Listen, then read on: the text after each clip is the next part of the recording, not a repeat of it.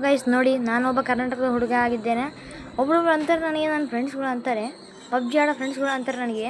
ಏನಂತಾರೆ ಅಂದರೆ, ಫ್ರೀ ಫೈರ್ನ ಡೌನ್ಲೋಡ್ ಮಾಡಬೇಡ, ಫ್ರೀ ಫೈರ್ ಕಾರ್ಟೂನ್ ಗೇಮ್ ಅಂತ. ಏಕೆ ಗೊತ್ತಾ? ಫ್ರೀ ಫೈರ್ನ ಡಿಲೀಟ್ ಮಾಡಂತಾರೆ. ಹಾಗೆ ಏಕೆ ಗೊತ್ತಾ ಗೈಸ್?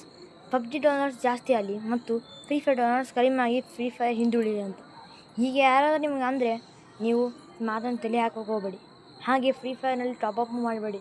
ನಿಮ್ಮ ಅಪ್ಪ ಅಮ್ಮಗೆ ಬೇಜಾರು ಮಾಡಬೇಡಿ. ಆಯಿತು ಗಾಯ್ಸ್, ಈ ನನ್ನ ಫೇಸ್ ರಿವೀಲ್ ಬಂದುಬಿಟ್ಟು 200K ಫಾಲೋವರ್ಸ್ ಆಗೋಣ ಆಗುತ್ತೆ.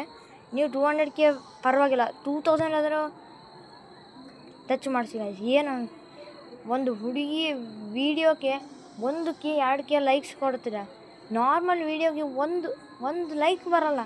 ಏನು ಗೈಸ್, ಹೀಗೆ ಮಾಡಿದ್ರೆ ಹೇಗೆ? ನಾವು ಯೂಟ್ಯೂಬರ್ ಅಲ್ಲ, ಏನೂ ಅಲ್ಲ. ಹಾಗೆ ನಂದು ಒಂದು ಯೂಟ್ಯೂಬ್ ಚಾನಲ್ ಇದೆ. ಆ ಚಾನಲ್ನ ಸಬ್ಸ್ಕ್ರೈಬ್ ಮಾಡ್ತೀರಾ ಬಿಡ್ತೀರಾ ನಿಮ್ಮ ಇಷ್ಟ.